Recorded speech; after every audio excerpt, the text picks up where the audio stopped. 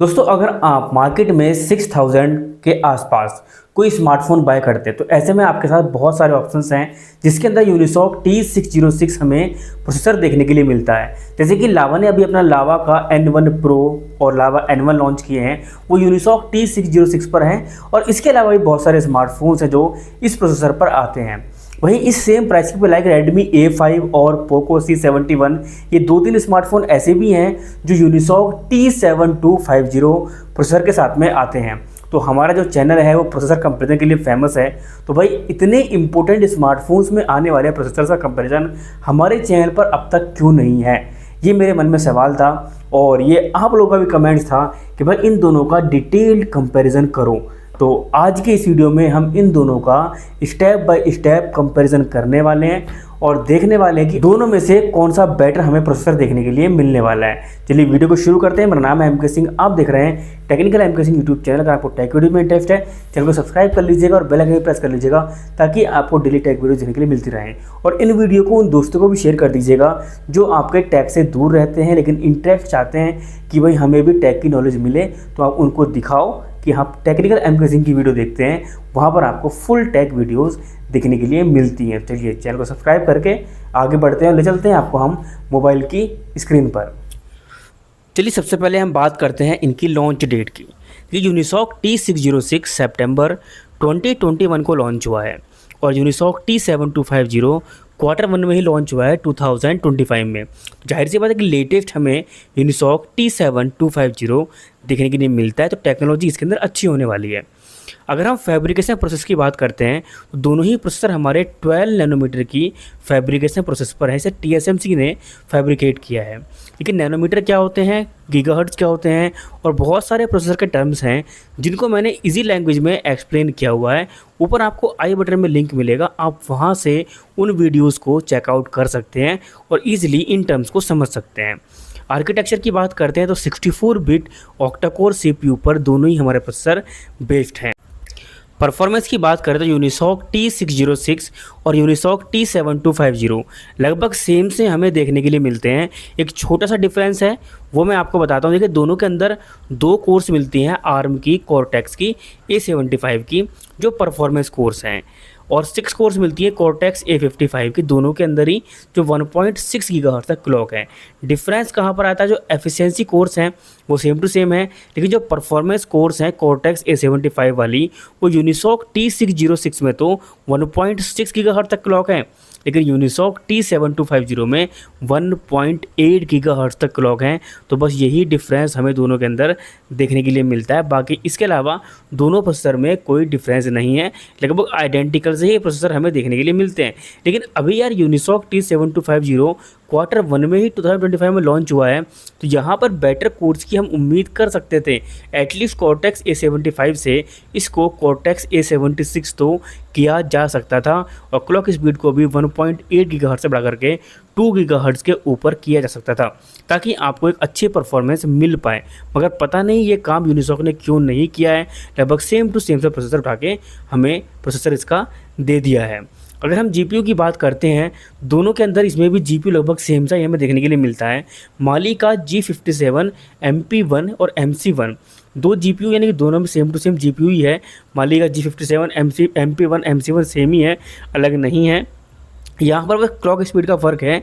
650 megahertz की GPU clock है Unisoc T606 में और यूनिसॉक T7250 में ये 850 मेगाहर्ट्ज़ तक क्लॉक है। तो यहाँ पर तो ये क्लियर है कि भाई GPU में क्लॉक स्पीड बेटर है, तो यहाँ पर थोड़ी सी बेटर परफॉर्मेंस आपको यूनिसॉक T7250 में देखने के लिए मिल जाएगी। लेकिन ज़्यादा मत समझना, बस थोड़ा सा स्लाइटली इसके अंदर फ़र्क आने वाला है।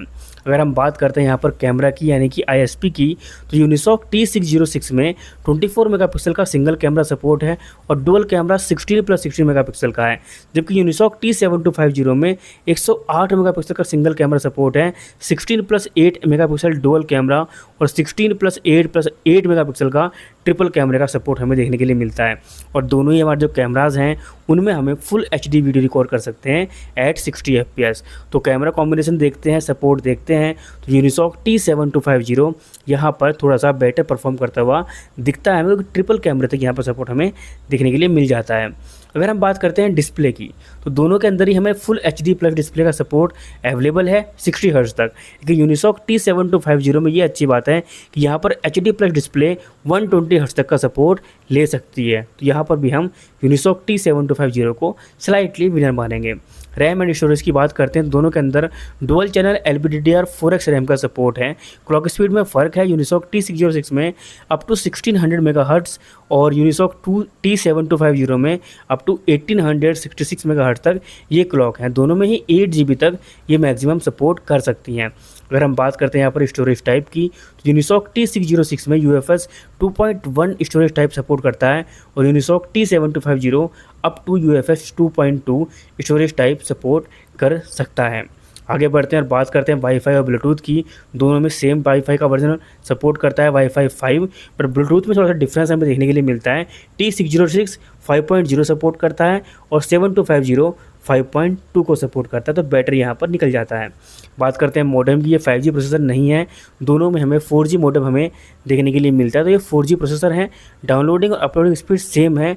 300 Mbps तक की इनकी मैक्सिमम डाउनलोडिंग स्पीड है और 150 Mbps तक की इनकी मैक्सिमम अपलोडिंग स्पीड है।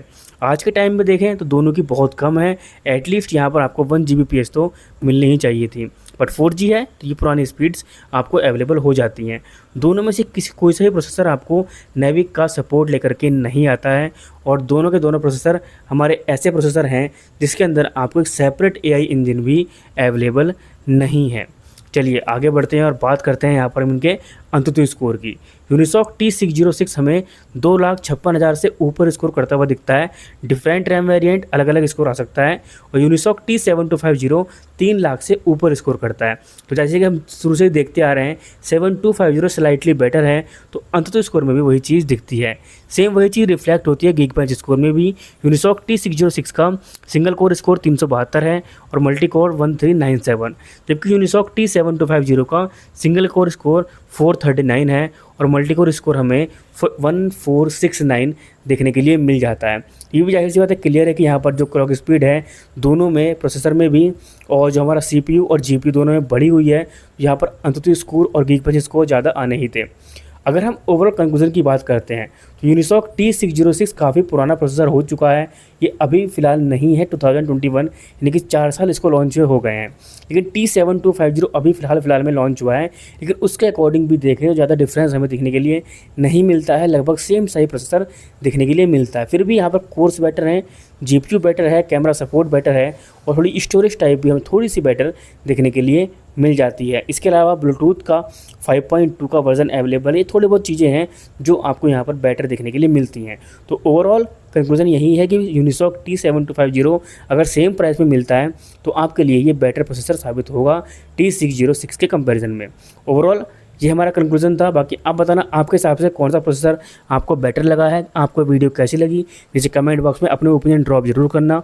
और इन वीडियोज़ को अगर आपको देखना पसंद है, चैनल को सब्सक्राइब कर लीजिएगा, बेल आइकन प्रेस कर लीजिएगा और अपने दोस्तों को शेयर जरूर कीजिएगा ऐसी वीडियोज़ पाने के लिए। चलिए मिलते हैं नेक्स्ट वीडियो में, तब तक के लिए बाय बाय, टेक केयर, जय हिंद।